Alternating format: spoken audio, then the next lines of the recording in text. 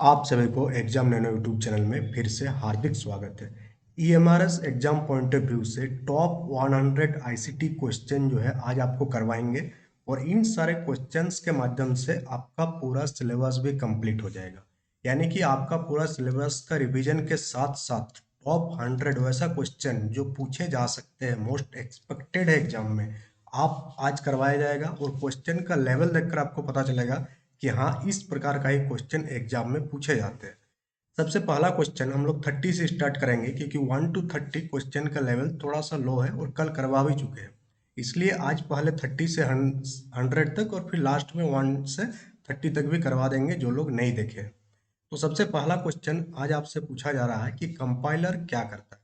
What does a compiler do. एक compiler का काम क्या है। तो कंपाइलर जो है ये क्या कन्वर्ट करती है, हाई लेवल कोड को मशीन कोड में कन्वर्ट करती है। तो कंपाइलर का काम क्या है, कन्वर्ट करना। सी से आपको याद रखना। अब इससे जुड़ा हुआ इंपॉर्टेंट फैक्ट भी इस बार हम ऐड कर दिए हैं सो दैट आपका कंप्लीट रिवीजन हो जाए। कंपाइलर क्या करता है कि जो प्रोग्रामिंग लैंग्वेज होता है जैसे कि सी हो गया, सी प्लस प्लस हो गया, जावा हो गया, ये पॉइंट भी आपको याद रखना है कि सी हो गया, सी प्लस प्लस और जावा, ये सारे प्रोग्रामिंग लैंग्वेजेस के एग्जाम्पल्स है। पूछा जा सकता है आपसे कि इनमें से कौन सा प्रोग्रामिंग लैंग्वेज नहीं है। अब इन सारे प्रोग्रामिंग लैंग्वेज को क्या करता है कि बाइनरी कोड में कन्वर्ट करता है कौन, कंपाइलर। क्लियर हो गया कंपाइलर का पार्ट। नेक्स्ट क्वेश्चन आपसे पूछा जा रहा है कि इनमें से कौन सा एक इनपुट डिवाइस है। कुछ कुछ आसान क्वेश्चन भी देखने को मिलेगा क्योंकि एग्जाम में भी वैसा ही होता है। एग्जाम में ऐसा नहीं कि सारा आपसे टफ टफ पूछा जाएगा। तो इनमें से कौन सा इनपुट डिवाइस है ये पूछा जा रहा है। तो अभी तक तो आपको पता चल ही गया होगा कि जो प्लॉटर है, प्रोजेक्टर है और स्पीकर है, ये तीनों आउटपुट डिवाइस के कैटेगरी में आता है। ठीक है। बट जो बारकोड रीडर है, जब आप मॉल वगैरह में जाते होंगे तो कोई सामान खरीदते हैं आप, तो बारकोड को क्या किया जाता है, स्कैन किया जाता है। तो इस प्रकार से हम लोग कह सकते हैं कि जो बारकोड रीडर है ये लाइट की सहायता से प्रिंटेड बारकोड्स को स्कैन करके क्या करता है, डाटा में कन्वर्ट करता है। तो क्लियर हो गया आपको कि बारकोड क्या है, एक बारकोड रीडर एक इनपुट डिवाइस है।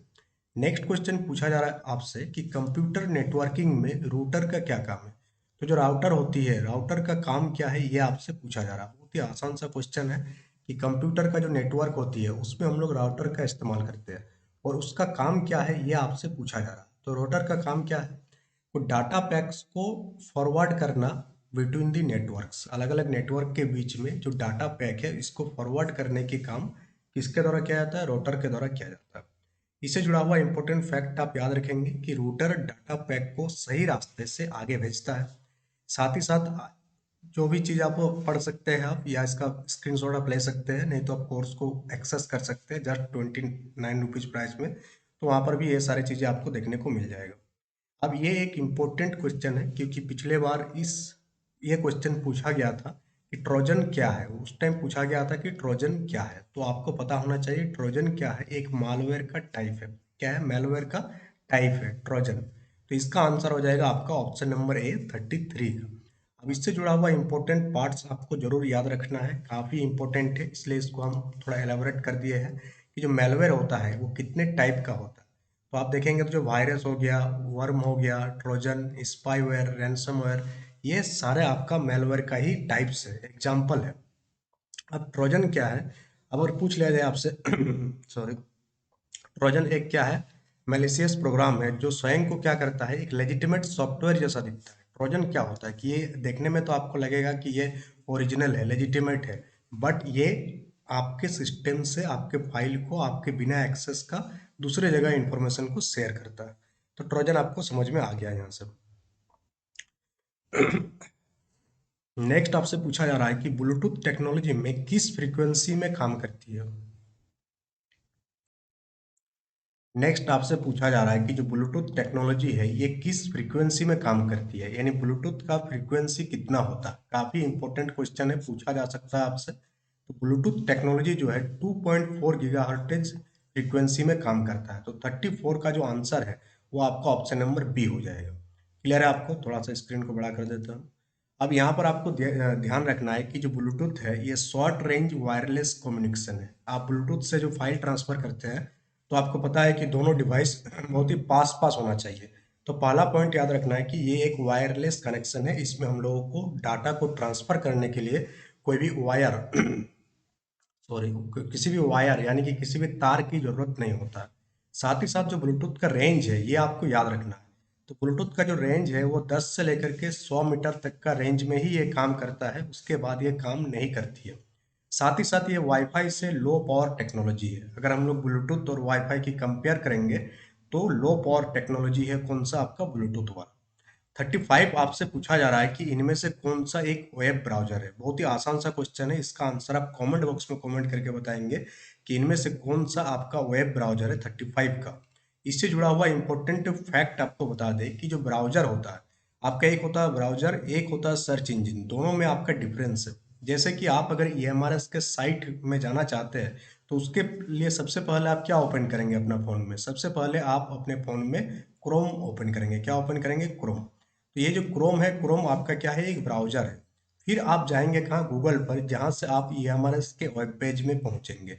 तो आपका गूगल जो क्या है, एक सर्च इंजन है। तो दोनों का एग्जाम्पल आपको याद रखना है, क्रोम हो गया, फायरफॉक्स हो गया, सफारी हो गया, और एज। एज जो है आपका माइक्रोसॉफ्ट का है। ये पूछा जा सकता है कि कौन किसका है, तो इसको हम लिख दे रहे हैं माइक्रोसॉफ्ट का। ये सफारी जो है किसका है? एप्पल वालों का है। जो एप्पल का जितने भी डिवाइस आता है इसमें डिफॉल्ट ब्राउजर जो है सफारी रहता है। फायरफॉक्स किसका है? तो मोजिला का जो है आपका फायरफॉक्स है। साथ ही साथ क्रोम किसका है? तो गूगल का सर्च इंजन, गूगल का ब्राउजर है क्रोम।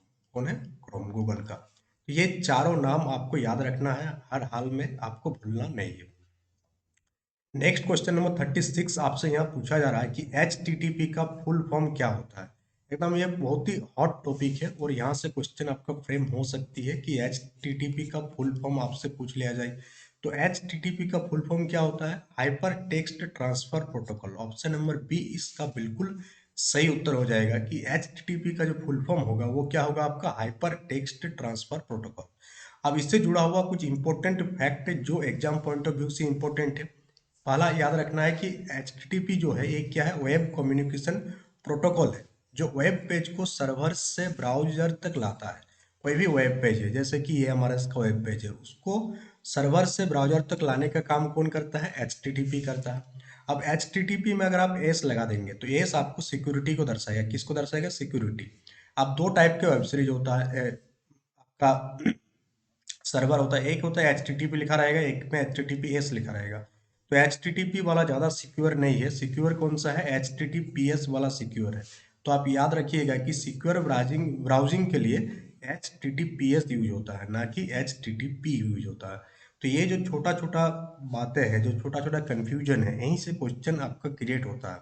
तो आप वहाँ डायरेक्ट मार्क आ जाएंगे HTTP, और पहला ही ऑप्शन में आपको क्या दिखेगा? HTTP दिखेगा। तो आपको लगेगा कि हाँ यही आंसर होगा, बट आंसर क्या होगा? HTTPS। सिक्योर ब्राउजिंग के लिए आपको कौन सा चाहिए? HTTPS चाहिए। हर हाल में आपको याद रखना है ये। क्वेश्चन नंबर 37 आपसे क्या पूछा जा रहा है कि CTRL प्लस एस का फंक्शन क्या होता है। बहुत ही आसान सा है। ये एक यूनिवर्सल शॉर्टकट है, यानी कि आप इसको कहीं भी यूज कर सकते हैं। यूनिवर्सल बोलने का मतलब है माइक्रोसॉफ्ट वर्ड में भी काम आएगा, आपका PPT में भी काम आएगा। तो ये सेव फाइल को सेव करने के लिए हम लोग क्या करते हैं? कंट्रोल प्लस एस दबाते हैं। ठीक, क्लियर हो गया। प्रिंट करने के लिए हम लोग क्या देते हैं? तो control plus P. Control plus P से आपका प्रिंट हो जाएगा। फाइल को ओपन करने के लिए कंट्रोल प्लस ओ दबाएंगे तो फाइल क्या हो जाएगा? ओपन हो जाएगा आपका। नेक्स्ट क्वेश्चन आपसे पूछा जा रहा 38 कि एक्सेल में एक सेल का यूनिक एड्रेस क्या कहलाता है। हम लोग क्या बात किए थे कि जो आपका एक्सेल होता है उसमें एक होता है आपका, क्या होता है इसको हम लोग क्या कहते हैं? रो कहते हैं। जो आपका वर्टिकल होता है उसको हम लोग क्या कहते हैं? कॉलम कहते हैं। दोनों जो हम मैच करता है उसको हम लोग सेल कहते हैं। अब उसका यूनिक एड्रेस को किस नाम से जाना जाता है? उसको हम लोग रेफरेंस के नाम से जानते हैं। किस नाम से? रेफरेंस के नाम से हम लोग यूनिक क्या कहता है? Unique address. सेल का यूनिक एड्रेस क्या हो जाएगा? रेफरेंस हो जाएगा। तो यहाँ पर आप देखेंगे तो सेल का जो रेफरेंस होता है उसमें 2 नंबर रहता है। कितना नंबर आपका? 2 नंबर। सेल रेफरेंस में आपका 2 नंबर आपको देखने को मिलेगा। सबसे पहले कॉलम का लेटर देखने को मिलेगा और रो का नंबर। तो ये जो कॉलम है, कॉलम कैसे रहता है? जैसे ये ए हो गया, फिर दूसरा कॉलम में बी लिखा रहेगा ऊपर में, फिर सी लिखा रहेगा, फिर डी लिखा रहेगा। और जब आप रो के साइड में आएंगे तो वहाँ 1 2 करके लिखा रहेगा, 1 2, इस टाइप से 3 लिखा रहेगा। अब आपको मान लेते हैं कि इस कॉलम का नाम जानना है, कॉल रेफरेंस जानना है, सेल रेफरेंस जानना है। तो इसका नाम क्या आ जाएगा, बी। पहले बी कॉलम का लेंगे हम लोग, फिर किस रो में है, तो 2 नंबर वाला रो में है, तो ये B2 हो जाएगा। क्या हो जाएगा, B2। जैसे कि यहाँ पर कुछ एग्जाम्पल है।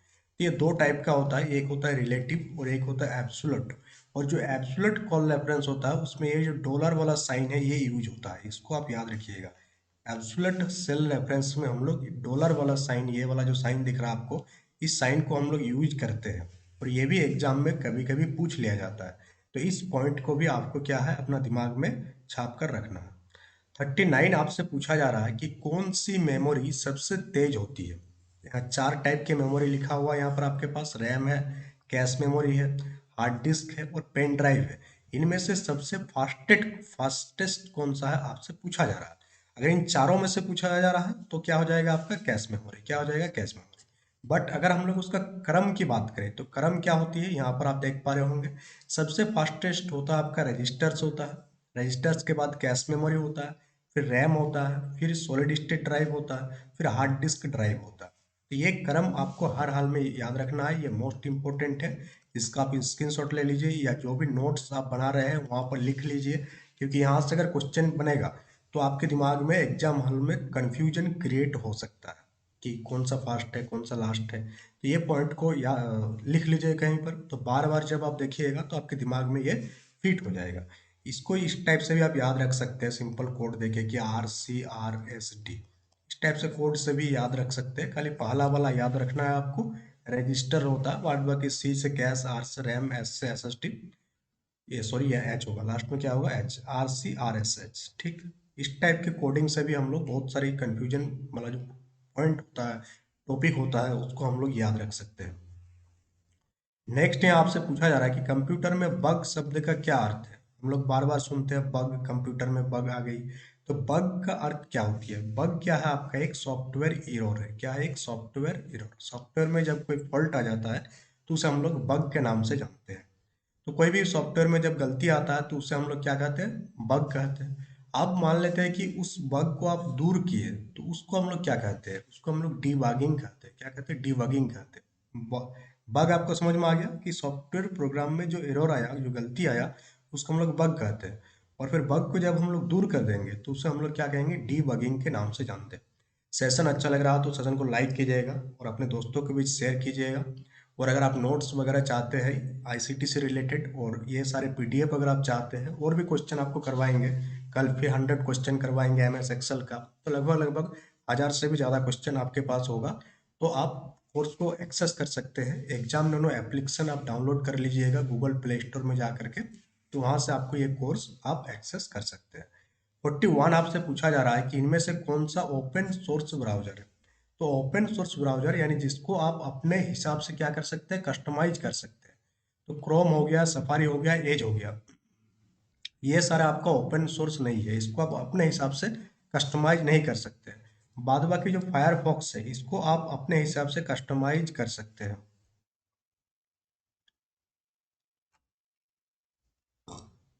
अब ये क्वेश्चन जो है ये काफ़ी इंपॉर्टेंट है और इसको बहुत ही ध्यान से सुनिएगा, क्योंकि पिछले बार भी यहाँ से क्वेश्चन बना था और इस बार भी बन सकता है, और यहाँ कंफ्यूजन क्रिएट होता है।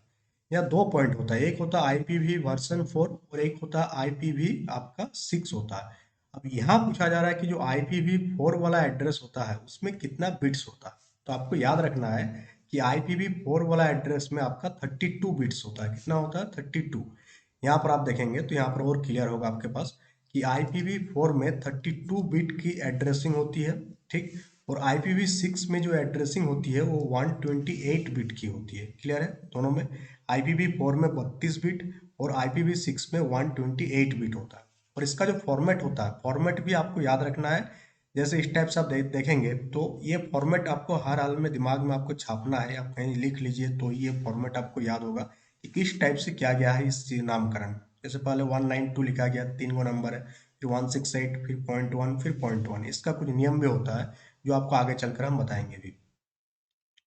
पीडीएफ रीडर सॉफ्टवेयर कौन सा है, इनमें से 4 ऑप्शन दिया हुआ, इनमें से पूछा जा रहा है कि किसमें पीडीएफ, यानी कोई भी पीडीएफ आप ओपन करते हैं तो आपका ओपन हो जाएगा। तो यहाँ पर आप ध्यान से देखेंगे तो हम लोग सभी जानते हैं जो एडोब एक्रोबैट होता है, जो पीडीएफ का जो काफ़ी प्रचलित है सबसे ज़्यादा, तो इससे आप क्या करते हैं, पीडीएफ को ओपन करते हैं। वीएलसी से आप वीडियो वगैरह को ओपन करते हैं। एक्सेल से आप एक्सेल फाइल को ओपन करते हैं। नोटपैड से जो कोई भी नोट वगैरह आप लिखते हैं टेक्स्ट फाइल में, तो वहाँ से आप उसको ओपन कर सकते हैं। बट पीडीएफ को ओपन करने के लिए आपको क्या करना होगा, एडोब एक्रोबैट का ही यूज करना होगा। आपसे पूछा जा सकता है कि जो पीडीएफ का फुल फॉर्म क्या होता है, तो ये पॉइंट भी आपको याद रखना है कि पीडीएफ का जो फुल फॉर्म होती है वो क्या होती है, पोर्टेबल डॉक्यूमेंट फॉर्मेट। इसको डेवलप किसके द्वारा किया गया, तो एडोब द्वारा ही इसको विकसित किया गया था। नेक्स्ट पूछा जा रहा है कि यूपीएस का उपयोग किस लिए होता है। हम लोग सभी जानते हैं, हम लोग कंप्यूटर में यूपीएस का यूज करते हैं। जो डेस्कटॉप होता है खास करके वहाँ पर यूपीएस लगा हुआ रहता ही रहता है।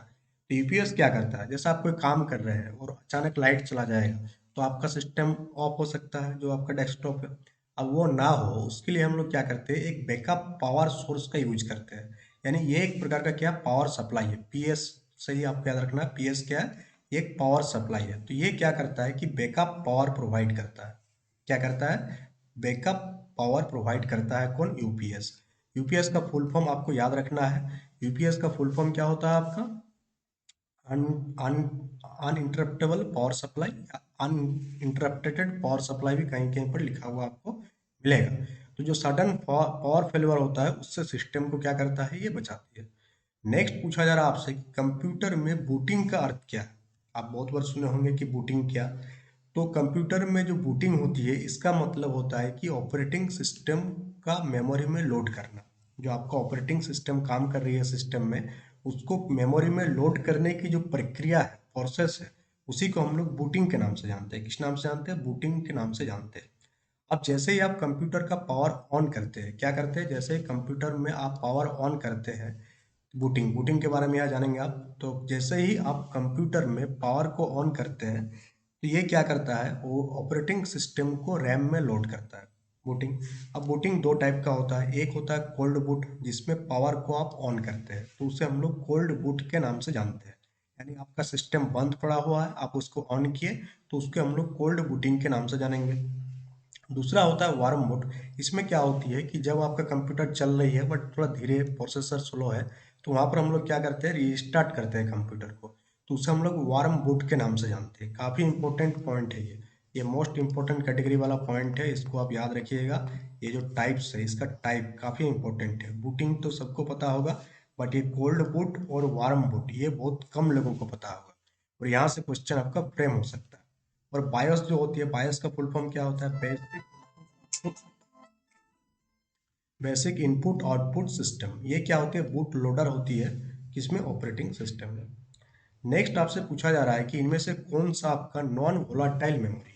एक मेमोरी होता है वोलाटाइल मेमोरी, एक होता है नॉन वोलाटाइल, जिसके बारे में हम लोग कल जो है, कल का जो सेशन लिए थे उसमें आपका डिटेल में बात किए थे। जो नॉन वोलाटाइल मेमोरी होती है, पावर ऑफ होने के बाद भी उसका डाटा क्या रहती है, सेफ रहती है। यानी कि पावर ऑफ होने के बाद भी डाटा की चिंता आपको अगर नहीं करना पड़े, तो उसे हम लोग नॉन वोलाटाइल मेमोरी के नाम से जानते हैं। और जो रोम वाला मेमोरी होता है, रीड ओनली मेमोरी, ये आपका नॉन वोलाटाइल इन नेचर होता है। जबकि रैम जो होता है आपका वोलाटाइल मेमोरी होती है। क्या होती है, वोलाटाइल होती है, ठीक। यहाँ पर आप देख पा रहे होंगे कि नॉन वोलाटाइल में पावर ऑफ होने पर भी डाटा आपका सेव रहती है। रोम में जो फार्मवेयर हो गया, बायोस, ये सारा चीज को स्टोर करके रखा जाता है। और रैम और कैश मेमोरी दोनों ही क्या है, आपका वोलाटाइल है। पूछा जा सकता है कैश मेमोरी किस प्रकार का मेमोरी है, तो ये आपका वोलाटाइल है। 47 आपसे पूछा जा रहा है कि एम एस एक्सेल में फॉर्मूला हमेशा किस सिंबल से शुरू होता है। कोई भी फॉर्मूला आपको अगर टाइप करते हैं तो सबसे पहले हम लोग इक्वल टू का साइन लगाते हैं, फिर हम लोग लगाते हैं सम, फिर जो भी आपको करना है। तो इक्वल टू का साइन से हम लोग फॉर्मूला स्टार्ट होता है, कहाँ पर, एम एस एक्सेल में। यहाँ पर आपको डिटेल्स में बताया गया है कि एक्सेल फॉर्मूला हमेशा किससे स्टार्ट होती है, आपका ये इक्वल टू से स्टार्ट होती है। जैसे एग्जांपल के तौर पर अगर आपको सम करना है A2 से A5 तक, तो इस टाइप से हम लोग लिखते हैं। एवरेज करना है तो एवरेज के लिए ये हो गया, सम यानी कि जोड़ने के लिए, एवरेज यानी कि औसत निकालने के लिए। जोड़ने के लिए ये फंक्शन आप यूज कीजिएगा, और एवरेज के लिए ये फॉर्मूला आप यूज किया जाएगा जब आपको औसत निकालना होगा, एवरेज निकालना है। 48 आपसे पूछा जा रहा है कि इनमें से कौन सा एक प्रोग्रामिंग लैंग्वेज है। तो अभी अभी हम लोग बात ही कर रहे थे इस चीज का। तो जावा जो है आपका एक प्रोग्रामिंग लैंग्वेज है। ठीक, आपको क्लियर रखना है कि जावा क्या है, आपका एक प्रोग्रामिंग लैंग्वेज है।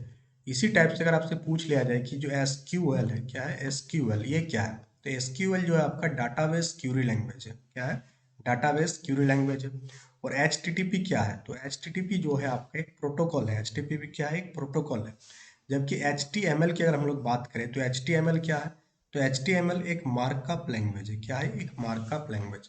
तो एचटीएमएल एक मार्कअप लैंग्वेज है आपका, एसक्यूएल आपका एक डाटाबेस क्यूरी लैंग्वेज है, और एचटीटीपी क्या है? आपका एक प्रोटोकॉल है, और जावा क्या है? आपका एक प्रोग्रामिंग लैंग्वेज है।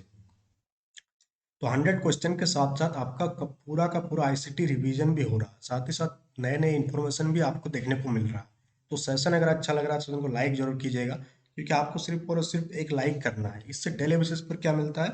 एक मोटिवेशन मिलता है कि हाँ, जो सेशन हम ले रहे हैं वो आपके लिए फ्रूटफुल है। अगर लाइक कम होगा तो हमको ये लगेगा कि आप लोग इस सेशन को ज़्यादा पसंद नहीं कर रहे हैं या आपके लिए ज़्यादा फ्रूटफुल नहीं है। तो ये काफ़ी इंपॉर्टेंट रोल प्ले करता है किसी भी चीज़ को आगे बढ़ाने के लिए। 49 आपसे पूछा जा रहा है कि कंप्यूटर नेटवर्क में हब क्या करता है? एक स्विच होता है, एक हब होता है। तो इसमें पूछा जा रहा है कि हब का क्या काम है? तो हब क्या करता है? डाटा का ब्रॉडकास्टिंग करता है। क्या करता है? डाटा का ब्रॉडकास्टिंग। अब इसको आप समझिएगा बढ़िया से। अब क्या करेगा? आपका जो इनकमिंग डाटा को और जितने भी कनेक्टेड डिवाइस है वहां तक पहुंचाएगी। कौन? हब। अब यहाँ पर एक आता है कि हब ज़्यादा इंटेलिजेंट होता है कि स्विच ज़्यादा इंटेलिजेंट होता है? हब जो है ये ज़्यादा इंटेलिजेंट नहीं होता है, क्योंकि बहुत टाइम ये क्या करता है, इसको समझ में नहीं आता है कि डाटा को कितना भेजना है, कितना अमाउंट में भेजना है। इस टाइप की चीज़ें हब को समझ में नहीं आता। बट ये जो स्विच होता है, स्विच को ये सारी चीज़ समझ में आता है। इसलिए स्विच जो होता है हब से अधिक एडवांस होता है। ये दो पॉइंट आपको याद रखना। नेटवर्किंग वाला टॉपिक से ये क्वेश्चन आपका उठाया गया है। नेक्स्ट आपका है कि डाटाबेस का मेन फंक्शन क्या है? डाटाबेस का क्या काम है, मुख्य कार्य क्या है? तो डाटाबेस का जो मेन काम हो जाएगा, क्या हो जाएगा? डाटा का स्टोरेज करना और डाटा का मैनेजमेंट करना डाटाबेस का मेन काम होगा। अब यहाँ पर आपको याद रखना है कुछ कुछ पॉइंट कि डाटाबेस जो है बहुत ही स्ट्रक्चर्ड तरीके से डाटा को क्या करता है? स्टोर करता है, उसको मैनेज करता है और उसको रिट्रीव भी करता है। जब जरूरत पड़ता है तो आपके लिए डाटा खोज कर लेके आता है। कौन? डाटाबेस। और डीबीएमएस का सारा एग्जाम्पल आपको याद रखना है, जैसे ओराकल हो गया, माई एसक्यूएल हो गया, एसक्यूएल सर्वर हो गया, ये सारे डीबीएमएस टूल है, डीबीएमएस का एग्जाम्पल है। यहाँ से पूछा जा सकता है कि निम्नलिखित में से कौन सा आपका एग्जाम्पल है डीबीएमएस का? तो ओराकल हो गया, माई एसक्यूएल हो गया, एसक्यूएल सर्वर हो गया, ये सारा उसका एग्जाम्पल है। नेक्स्ट आपके पास कि मॉडेम का मुख्य काम क्या होता है? 51 नंबर क्वेश्चन पर आप ध्यान देंगे, बहुत ही आसान सा क्वेश्चन है कि जो मॉडेम है, मॉडेम का फुल फॉर्म भी पूछा जा सकता है आपसे। तो फुल फॉर्म क्या होता है मॉडेम का? Modulator demodulator. अब इसका मेन काम क्या है ये पूछा जा रहा है आपसे। इसका मेन काम है, ये क्या क्या करता है कि डिजिटल सिग्नल को एनालॉग सिग्नल में और एनालॉग सिग्नल को डिजिटल में, यानी डिजिटल को एनालॉग में कन्वर्ट करेगा और फिर एनालॉग को डिजिटल में कन्वर्ट करेगा। कौन? मॉडेम।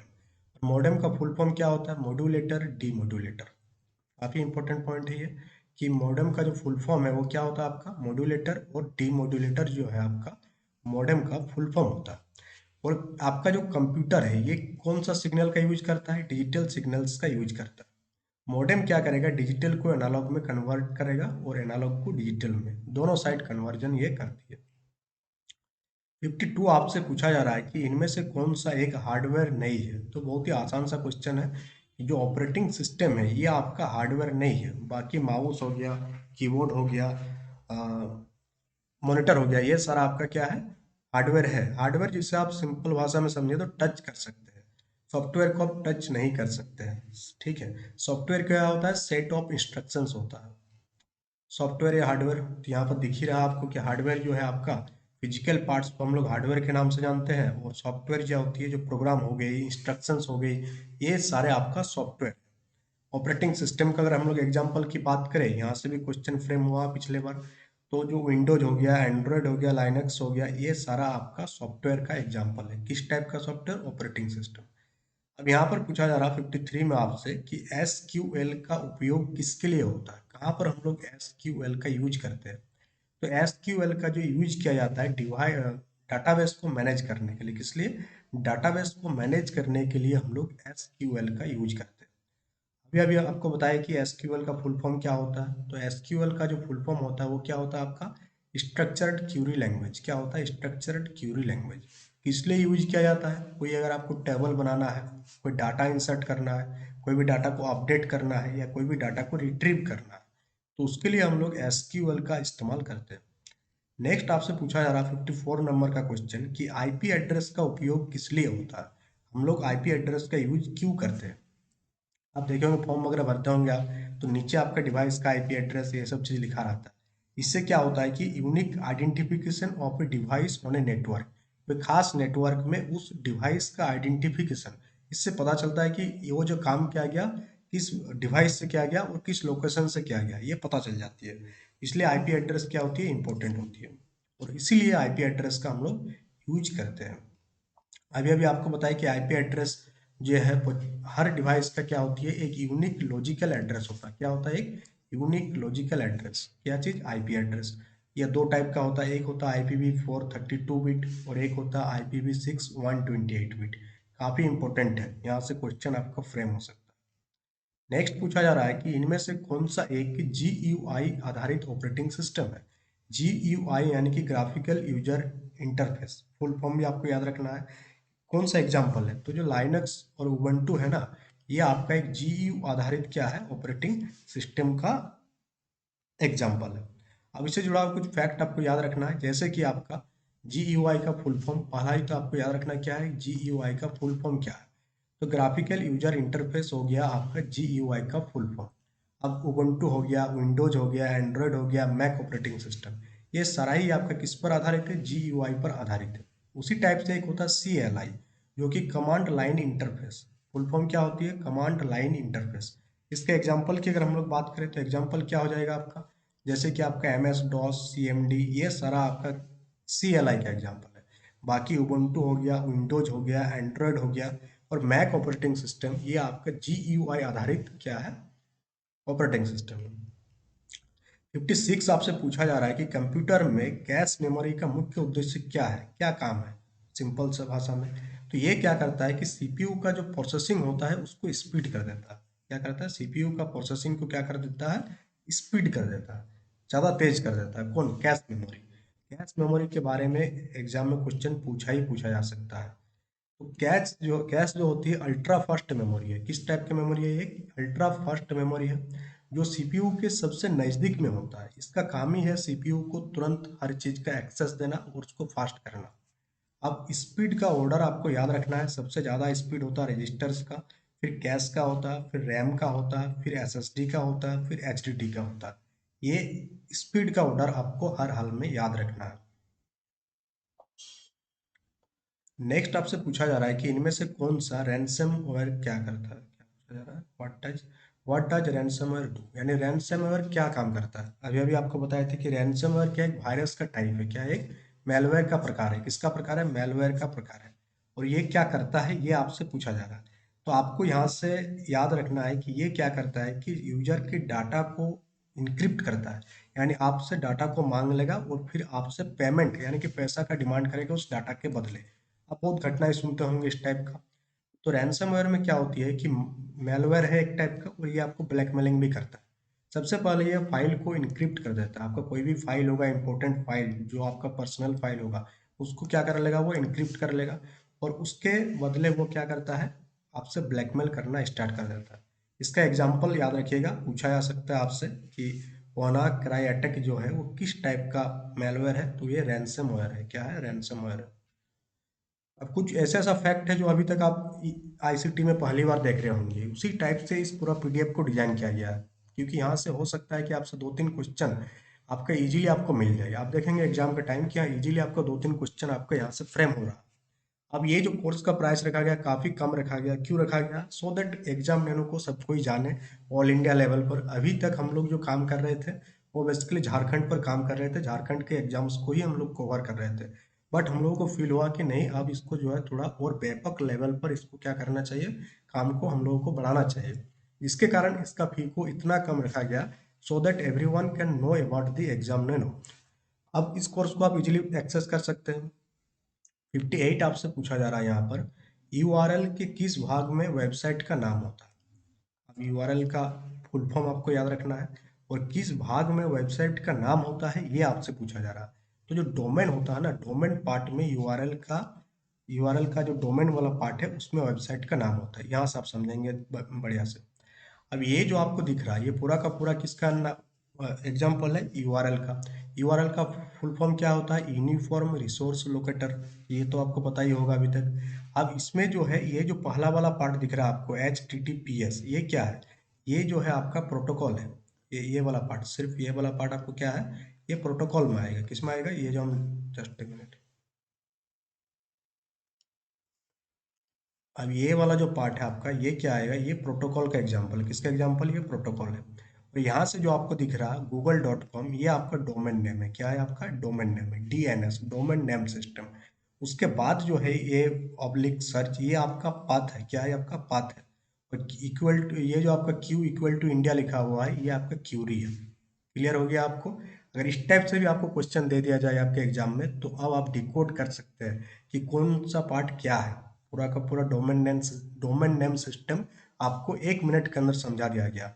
जो पहला वाला पार्ट जो HTTPS लिखा रहा था, वो क्या होता है, प्रोटोकॉल होता है। वो क्या होता है आपका प्रोटोकॉल होता है। तो कितनी आसान भाषा में आपको समझाया जा रहा है, आप समझ रहे हैं। फिर google.com आपका डोमेन है। फिर जो उसके बाद ऑब्लिक के बाद सर्च लिखा हुआ है वो पाथ है। उसके बाद जो लिखा हुआ उसे हम लोग क्यूरी के नाम से जानते हैं। तो एग्जाम जब नज़दीक होता है तो इसी टाइप से चीज़ों को आपको समझाया जाता है। नेक्स्ट आपका 59 में आपसे पूछा जा रहा है कि इनमें से कौन सा एक पॉइंटिंग डिवाइस है। तो ये बहुत ही आसान सा क्वेश्चन है कि माउस आपका क्या है, एक पॉइंटिंग डिवाइस है। 59 का आंसर आपका ऑप्शन नंबर बी हो जाएगा। तो माउस क्या है आपका, पॉइंटिंग डिवाइस है। ये क्या करता है कि पॉइंटिंग डिवाइस पॉइंटर को कंट्रोल करता है। माउस GUI नेविगेशन के लिए सबसे प्रसिद्ध डिवाइस है। जैसे माउस का और पॉइंटिंग डिवाइस के एग्जांपल की अगर हम लोग बात करें, जैसे और क्या क्या है, जैसे टच पैड हो गया, जॉयस्टिक हो गया, लाइट पेन हो गया। ये सारा जो एग्जांपल है किसका है, पॉइंटिंग डिवाइस का एग्जांपल है। जैसे कि आपका माउस भी है, टच पैड भी है, और लाइट पेन भी है। ये सारा किसका एग्जांपल है, पॉइंटिंग डिवाइस का। नेक्स्ट आपसे पूछा जा रहा है कि कंप्यूटर में बूट स्ट्रैप लोडर कहाँ पर होता है। कंप्यूटर में जो बूट स्ट्रैप लोडर होती है, ये आपका रोम में या आपका बायोस, इन दोनों जगह में से होगा। या तो रीड ओनली मेमोरी में होगा या बायोस में होगा। Basic input output system, BIOS का फुल फॉर्म क्या होती है, बेसिक इनपुट आउटपुट सिस्टम। और बिना बूट लोडर का कंप्यूटर स्टार्ट ही नहीं होगा। ये पॉइंट भी आपको याद रखना है कि बिना बूट लोडर का जो है आपका कंप्यूटर क्या होगा, स्टार्ट ही नहीं होगा। नेक्स्ट क्वेश्चन नंबर 61 आपसे पूछा जा रहा है कि इनमें से कौन सी फाइल इमेज फॉर्मेट है। बहुत ही आसान सा आपके पास। तो option number B, option number B हो जाएगा एक्सेल। ये तो एक्सेल फाइल का है जो 2007 से पहले का। PPTX PPT का है। तो PNG जो है आपका इमेज फाइल है। क्या आपका इमेज फाइल है। अब यहाँ पर आपको सारा पॉइंट एक के बाद एक याद रखना है, यहाँ से एग्जाम में क्वेश्चन पूछा जा सकता है। PNG का फुल फॉर्म याद रखना है, पोर्टेबल नेटवर्क ग्राफिक्स होता है। .XLS आपका एक्सेल फाइल को डिनोट करता है। .PPTX पावर पॉइंट का। और ये वाला जो है जो बार बार कंफ्यूजन क्रिएट करता है कि कुछ ज़्यादा यूज नहीं होता है, .MDV, यानी कि MS एक्सेस डाटाबेस का क्या है, फॉर्मेट है .MDV file format. Next question number 62 आपसे पूछा जा रहा है कि फिशिंग अटैक का उद्देश्य क्या होता है, लोग फिशिंग क्यों करता है। वो क्या करता है कि आपका जो सेंसिटिव डाटा होती है उसको चुराता है अपने फायदे के लिए। अब इसमें क्या क्या टारगेट होती है, आपका पासवर्ड आपसे मांगा जा सकता है, बैंक डिटेल्स मांगा जा सकता है, OTP मांगा जा सकता है, आपका कार्ड नंबर मांगा जा सकता है। तो इन चीज़ों से आपको क्या रहना है, बच के रहना है, सुरक्षित रहना है।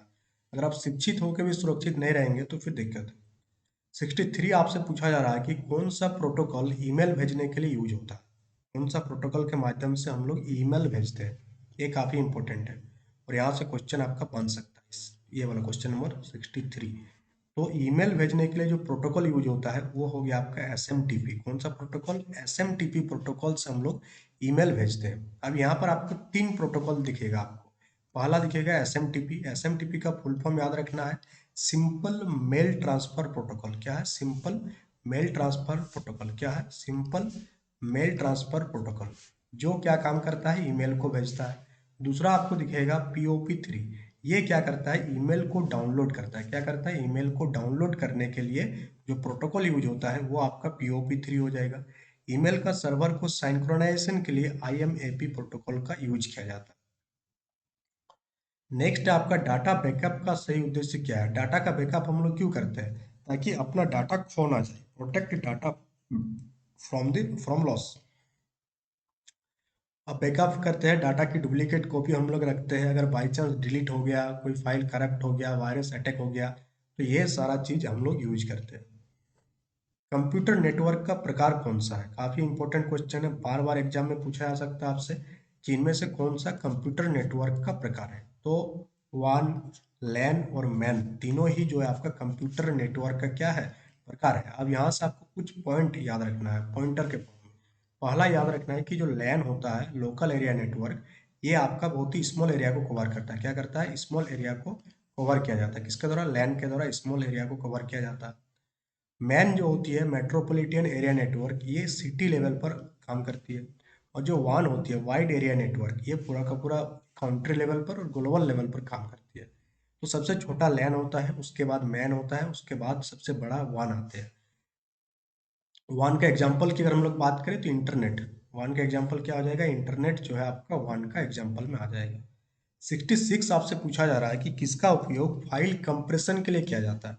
तो बहुत बड़ा फाइल है और उसको आपको किसी को भेजना है थ्रू इंटरनेट, तो हम लोग फाइल को कंप्रेस करते हैं। तो आप जिप फाइल का नाम सुने होंगे, तो विन जिप के माध्यम से हम लोग क्या करते हैं, फाइल को कंप्रेस करते हैं। कुछ एग्जांपल है आपका कंप्रेसर वाला, कॉमन टूल्स का नाम है विनजिप हो गया, विन RAR हो गया, 7JIP हो गया, ये सारा फाइल को छोटा करता है।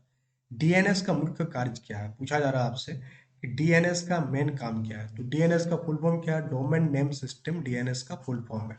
और इसका मेन काम आपसे पूछा जा रहा है, तो इसका मेन काम क्या हो जाएगा, डोमेन नेम को IP एड्रेस में कन्वर्ट करना, convert domain names to IP addresses.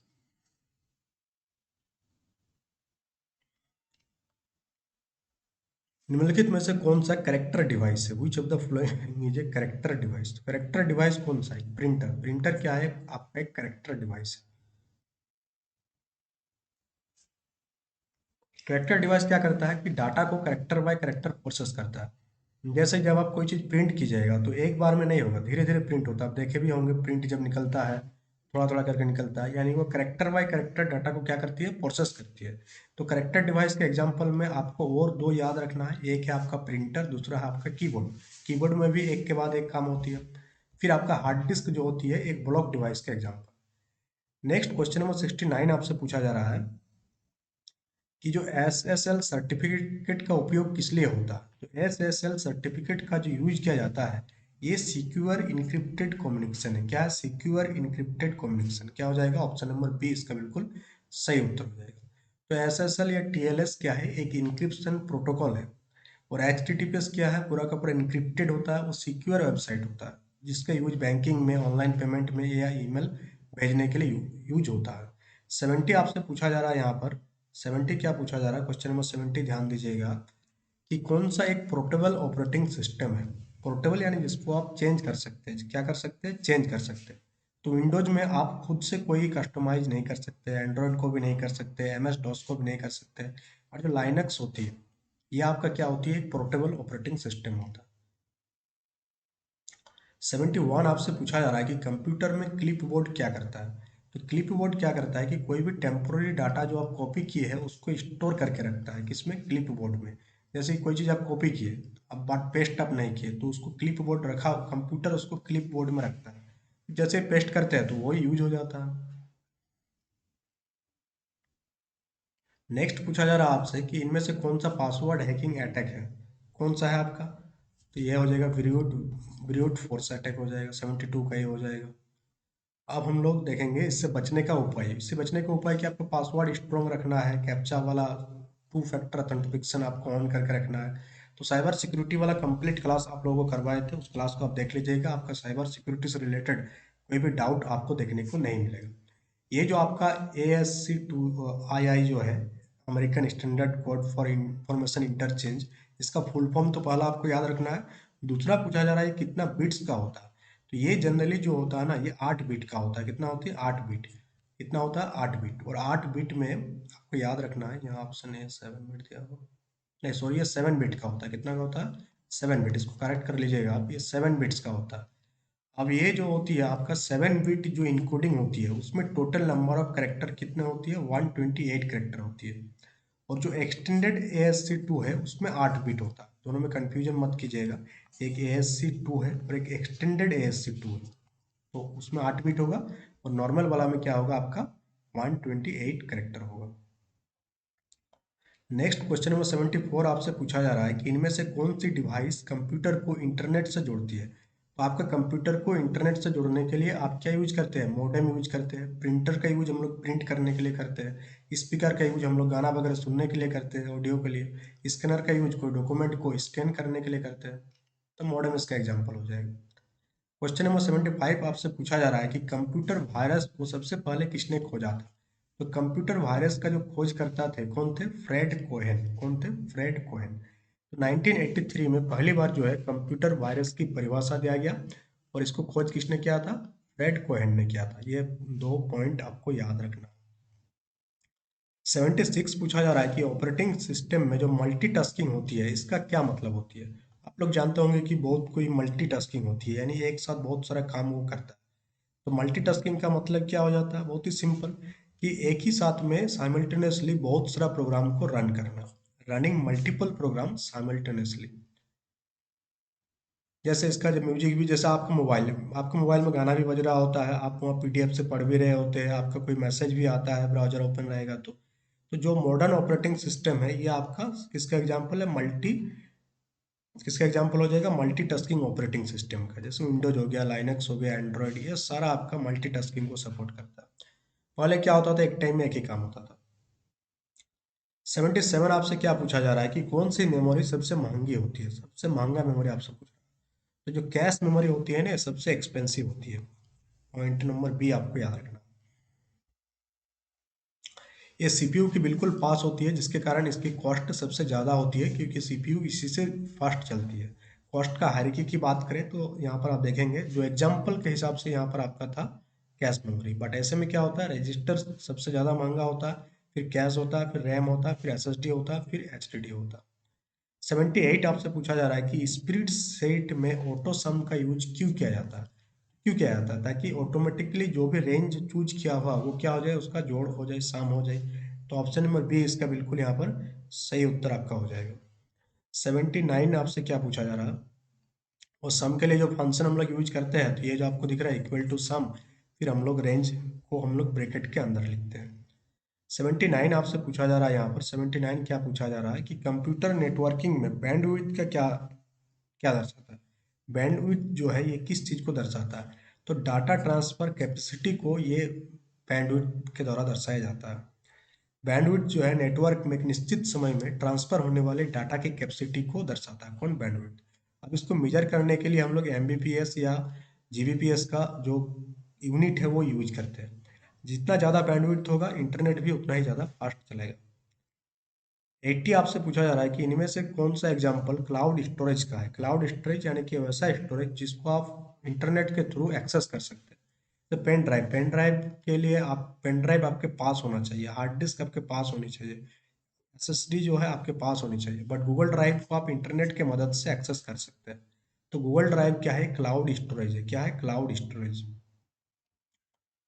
अब इसका एग्जांपल सर आप याद रखिएगा, क्लाउड स्टोरेज का क्या क्या हो जाएगा, गूगल ड्राइव हो गया, ड्रॉप बॉक्स हो गया, वन ड्राइव हो गया, ये सारा एग्जांपल है किसका, क्लाउड स्टोरेज का। 81 पूछा जा रहा है कि इनमें से कौन सा एक प्राइमरी की विशेषता है। तो प्राइमरी की का क्या विशेषता है, यूनिक एंड नॉट नल। ये ऑप्शन नंबर बी हो जाएगा, क्या हो जाएगा, unique and not null. Primary key जो होती है यूनिकली आइडेंटिफाई करता है हर रिकॉर्ड को। ये नल नहीं हो सकता है, डुप्लीकेट इसको नहीं किया सकता। तो ये डाटाबेस का इंपॉर्टेंट कॉन्सेप्ट है। 82 आपसे पूछा जा रहा है कि आपसे पिंग कमांड का उपयोग किस उद्देश्य के लिए किया जाता है। तो नेटवर्क की कनेक्टिविटी को आपका टेस्ट करने के लिए हम लोग पिंग कमांड का इस्तेमाल करते हैं। 80 पिंग नेटवर्क टेस्टिंग टूल है जो ICMP पैकेट्स भेजकर चेक करता है। पिंग क्या है, आपका नेटवर्क टेस्टिंग टूल है कि डिवाइस रिचेबल है कि नहीं, नेटवर्क लेटेंसी कितना है। नेक्स्ट 83 पूछा जा रहा है आपसे, 83 क्या है कि कौन सी प्रोग्रामिंग लैंग्वेज वेब डेवलपमेंट में सबसे ज़्यादा यूज होता है। तो कौन सा आपका जावा स्क्रिप्ट। जावा स्क्रिप्ट सबसे ज़्यादा यूज होने वाली प्रोग्रामिंग लैंग्वेज है जब आप वेब डेवलपमेंट करते हैं।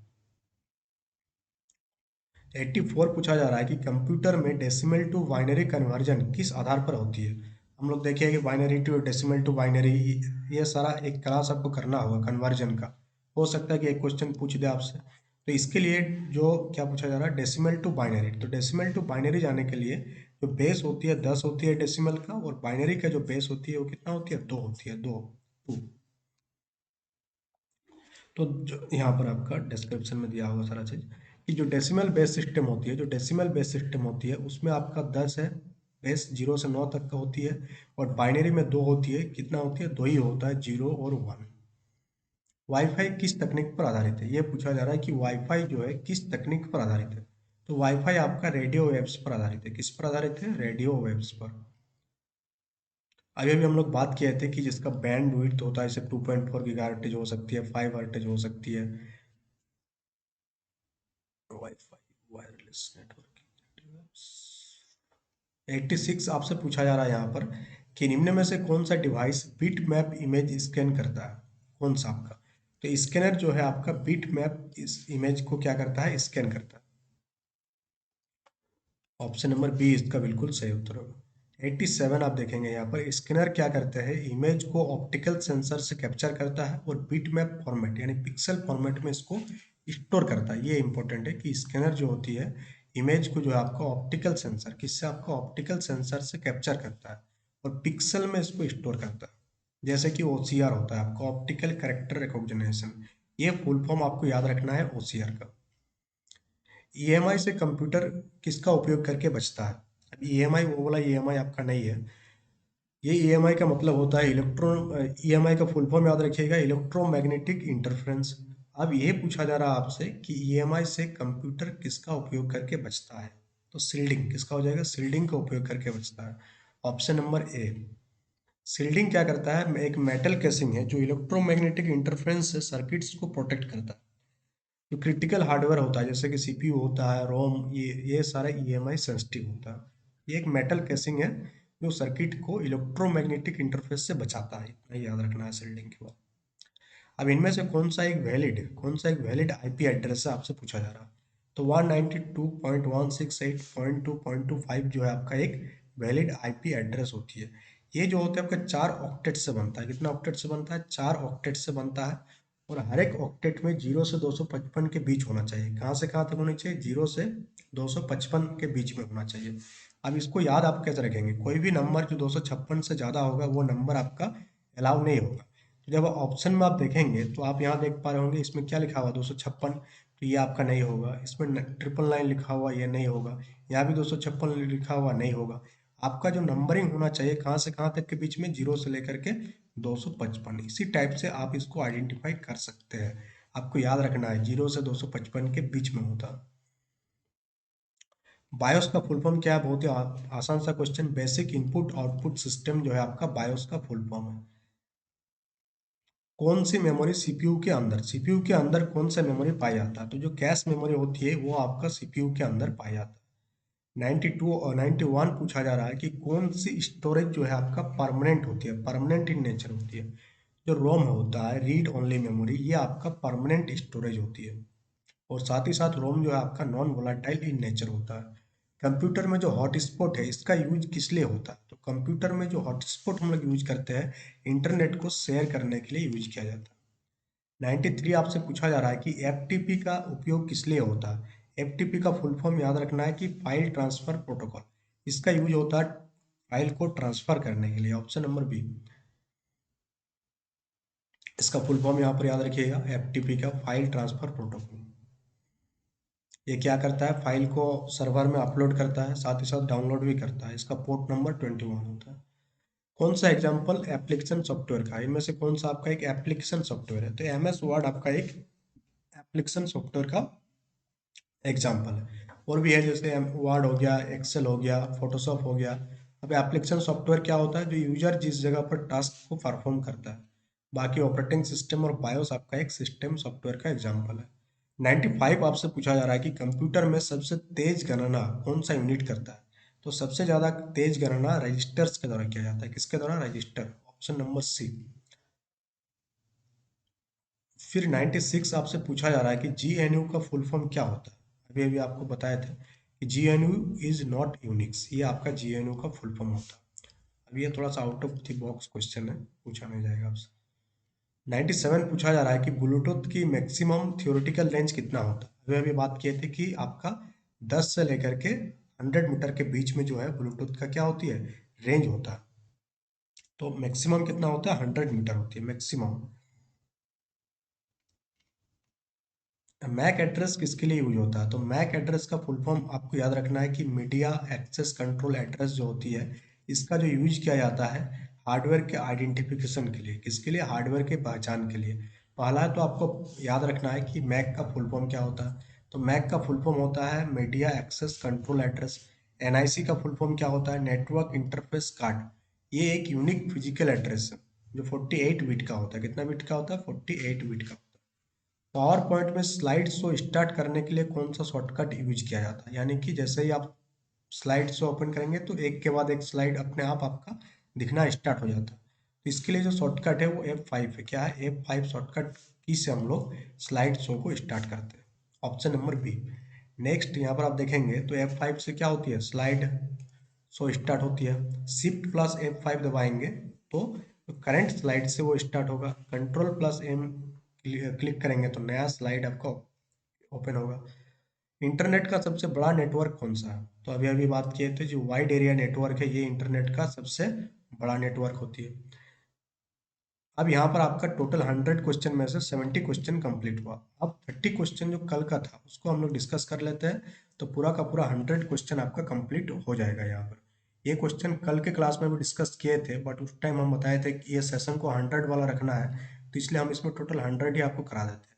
पहला पूछा जा रहा है कि कंप्यूटर का दिमाग किसे कहा जाता है? तो जो सीपीयू है, सीपीयू को हम लोग कंप्यूटर के दिमाग के नाम से जानते हैं। सीपीयू का फुल फॉर्म क्या होती है? Central processing unit. इसमें आपका एएलयू देखने को मिलता है, यानी कि अर्थमेटिक लॉजिक यूनिट। फिर सीयू होता है कंट्रोल यूनिट, जो कि इंस्ट्रक्शंस को कंट्रोल करता है। और एएलयू क्या करता है? अर्थमेटिक लॉजिक यूनिट क्या करता है? जो कैलकुलेशन वाला पार्ट है वो अर्थमेटिक लॉजिक यूनिट के द्वारा कंप्लीट किया जाता है। नेक्स्ट पूछा जा रहा है कि कंप्यूटर की मुख्य मेमोरी कौन सी है? क्वेश्चन थोड़ा सा लेवल इस सब का आपको आसान देखने को लग सकता है, बट आपके एग्जाम में हार्ड के साथ साथ आसान क्वेश्चन भी आपसे पूछा जाएगा। तो ऐसा मत सोचिएगा कि ये क्वेश्चन आसान है, इसको दिमाग में नहीं रखना है, दोनों को दिमाग में रखना है। तो कंप्यूटर की प्राइमरी मेमोरी क्या होती है? आपका रैम जो होती है कंप्यूटर की प्राइमरी मेमोरी होती है। क्वेश्चन नंबर 3 आपसे पूछा जा रहा है कि कंप्यूटर किस संख्या प्रणाली पर काम करता है? तो कंप्यूटर जो है आपका बाइनरी सिस्टम पर काम करता है। किस पर काम करता है? Binary system. बाइनरी में दो होते हैं आपका, 0 और 1। फिर आपका बात करें हम लोग कि कौन सा डिवाइस इनपुट के लिए यूज किया जाता है? तो कीबोर्ड को हम लोग इनपुट के लिए यूज किया जाता है। और सबसे ज़्यादा यूज होने वाला कीबोर्ड कौन सा? आपका क्यूआरटी कीबोर्ड। कौन सा हो गया? क्यूआरटी कीबोर्ड जो है सबसे कॉमन कीबोर्ड है। आउटपुट डिवाइस कौन सा है? तो इनमें से आउटपुट डिवाइस कौन सा है? आप आसानी से इसका उत्तर दे सकते हैं कि मॉनिटर जो है आपका क्या है, एक आउटपुट डिवाइस है। क्वेश्चन नंबर 5 का ऑप्शन नंबर सी हो जाएगा। उसी में हम लोग बात किए थे मॉनिटर का टाइप्स के बारे में। एक होता है आपका CRT cathode ray tube, LCD, LED, OLED जो कि आपका मॉडर्न है। और वीडियो का फुल फॉर्म आपको याद रखना है विजुअल डिस्प्ले यूनिट। नेक्स्ट आपका एएलयू का कार्य क्या है? एएलयू यानी कि अर्थमेटिक लॉजिक यूनिट। इसका काम क्या है? लॉजिकल एंड अर्थमेटिक ऑपरेशन को कंप्लीट करना आपका एएलयू का काम हो जाएगा। क्वेश्चन नंबर 7 आपसे पूछा जा रहा है कि कंप्यूटर की स्पीड को हम लोग किस में मापते हैं? तो कंप्यूटर का स्पीड को हम लोग गीगा हर्ट्ज किस में मापते हैं? गीगा हर्ट्ज में कंप्यूटर की स्पीड को मेजर किया जाता है। नेक्स्ट पूछा जा रहा है कि मेमोरी की सबसे छोटी यूनिट क्या होती है? तो बीट जो है आपका मेमोरी का सबसे छोटा यूनिट होता है। अब बीट का फुल फॉर्म आपको याद रखना है बाइनरी डिजिट, जो कि दो होता है, 0 और एक 1। अगर हम लोग बात करें तो एक निबल में 4 बीट होता है, एक बाइट में 8 बीट होता है और एक केबी में 1024 बाइट्स होता है। क्वेश्चन नंबर 9 पूछा जा रहा है कि सेकेंडरी मेमोरी कौन सा है? तो पेन ड्राइव आपका सेकेंडरी मेमोरी का एग्जाम्पल हो जाएगा। सेकेंडरी मेमोरी क्या होती है? जो कि परमानेंट स्टोरेज होती है। क्या होती है? परमानेंट स्टोरेज होती है। और ये पोर्टेबल होती है, कहीं भी इसको आप इजीली ले जा सकते हैं। ठीक है, आपको याद रखना है। बाकी आपका जो प्राइमरी मेमोरी है जैसे कि रैम हो गया, कैश मेमोरी हो गया, ये सारा आपका वोलाटाइल होती है। प्राइमरी मेमोरी क्या होती है? आपका वोलाटाइल होता है। नेक्स्ट पूछा जा रहा है क्वेश्चन नंबर 10 कि बायोस जो है कंप्यूटर के किस भाग में स्टोर होती है। तो रोम में। बेसिक इनपुट आउटपुट सिस्टम कहाँ पर आपका लोड होती है, रोम में आपका लोड होती है ये। लैन का पूरा नाम क्या है, तो लोकल एरिया नेटवर्क जो है आपका लैन का पूरा नाम है। ऑप्शन नंबर ए बिल्कुल सही उत्तर हो जाएगा। नेक्स्ट है आपका इंटरनेट किस प्रोटोकॉल पर चलता है, तो टीसीपी ये या आईपी, कौन सा प्रोटोकॉल, टीसीपी या आईपी। अब टीसीपी और आईपी का फुल फॉर्म आपको याद रखना है। टीसीपी का फुल फॉर्म क्या होती है, ट्रांसमिशन कंट्रोल प्रोटोकॉल। क्या होता है टीसीपी का full form, transmission control protocol. और आईपी का क्या होती है, इंटरनेट प्रोटोकॉल।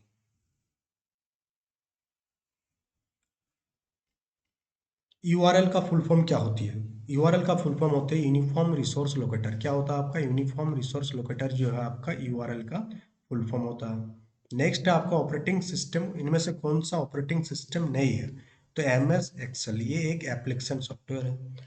उसके बाद हम लोग बात करेंगे वायरस से प्रोटेक्शन किससे मिलता है, तो अगर आपका जो एंटीवायरस है इससे आपका वायरस से प्रोटेक्शन मिलता है। 15 का आंसर आपका ऑप्शन नंबर बी हो जाएगा। अब यहाँ पर आपको कुछ फेमस एंटीवायरस है जिसका नाम आपको याद रखना है, जैसे कि क्विक हील हो गया, मैककेफे हो गया, एवेस्ट हो गया, कास्पार्स्की हो गया। ये वाला याद रखिएगा क्योंकि ये बहुत ही कॉमन नहीं है। बाकी क्विक हील, मैककेफे, एवेस्ट ये सबसे ज़्यादा यूज होता है। पोर्टेबल स्टोरेज कौन सा है, तो इनमें से बी ड्राइव, पेन ड्राइव जो है आपका एक पोर्टेबल स्टोरेज का एग्जांपल है। ऑप्शन नंबर बी इसका बिल्कुल सही उत्तर हो जाएगा। 17 की ओर हम लोग बढ़ेंगे। 17 पूछा जा रहा है कि डब्ल्यू की खोज किसके द्वारा किया गया, तो टिम बर्नर ली के द्वारा डब्ल्यू का इन्वेंशन किया गया था। फादर ऑफ कंप्यूटर किसे कहते हैं हम लोग, चार्ल्स बेबेज को हम लोग फादर ऑफ कंप्यूटर के नाम से जानते हैं। एम आई सी आर कहाँ पर यूज होता है, तो एम आई सी आर आपका बैंक वगैरह में यूज होता है, बैंक का जो चेक है उसमें होता है यूज। फिर आपसे पूछा जा रहा है नॉन वोलाटाइल मेमोरी कौन सी है, तो बहुत ही आसान सा क्वेश्चन अभी तक आपको याद हो गया होगा। रोम, रीड ओनली मेमोरी जो है आपका नॉन वोलाटाइल मेमोरी। आपको एक ही याद करना है, दोनों मत याद कीजिएगा नहीं तो कंफ्यूजन क्रिएट होगा। कोई एक आपको याद करना है, बाकी तो अपना आप याद हो जाएगा। रोम ही याद कर लीजिएगा, ये क्या होती है, नॉन वोलाटाइल। बाकी आप अपने आप रैम को याद हो जाएगा आपके दिमाग में। इनमें से कौन सा सिस्टम सॉफ्टवेयर है, विंडोज आपका एक सिस्टम सॉफ्टवेयर का एग्जाम्पल है। 22 है कि एंड्रॉयड जो है ये किस प्रकार का ऑपरेटिंग सिस्टम है, तो एंड्रॉयड आपका एक पेड ओनली है। क्या है, पेड ओनली। 22 का सी हो जाएगा।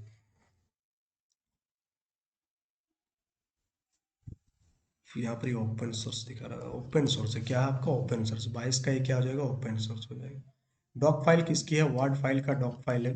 बाकी 24 से आपको कमेंट बॉक्स में कमेंट करके आंसर देना है। स्प्रेड शीट में जो कॉलम क्या होती है, एबीसी होती है, 1 2 3 होती है, या सीट नेम या फॉर्मूला होती है। 24 का आंसर आपको देना है। फिर 25 में हार्ड डिस्क किस प्रिंसिपल पर काम करता है, ये आपको कमेंट बॉक्स में कमेंट करके बताना है। फिर आपको बताना है 26 का कि इनमें से कौन सा स्टोरेज डिवाइस ऑप्टिकल टेक्नोलॉजी पर काम करता है। फिर आपको बताना है 27 का ऑपरेटिंग सिस्टम किसके बीच इंटरफेस प्रदान करता है। काफी इंपॉर्टेंट क्वेश्चन है 27, इसका आंसर करने की कोशिश कीजिएगा। 28 है कि फायरवेल का मेन काम क्या होता है। 29 है आपका कि इनमें से कौन सा एग्जाम्पल ओपन सोर्स सॉफ्टवेयर का है। और 30 आपसे पूछा जा रहा था कंपाइलर क्या करता है। इस प्रकार से टोटल 100 क्वेश्चन आज आपको करवाया गया।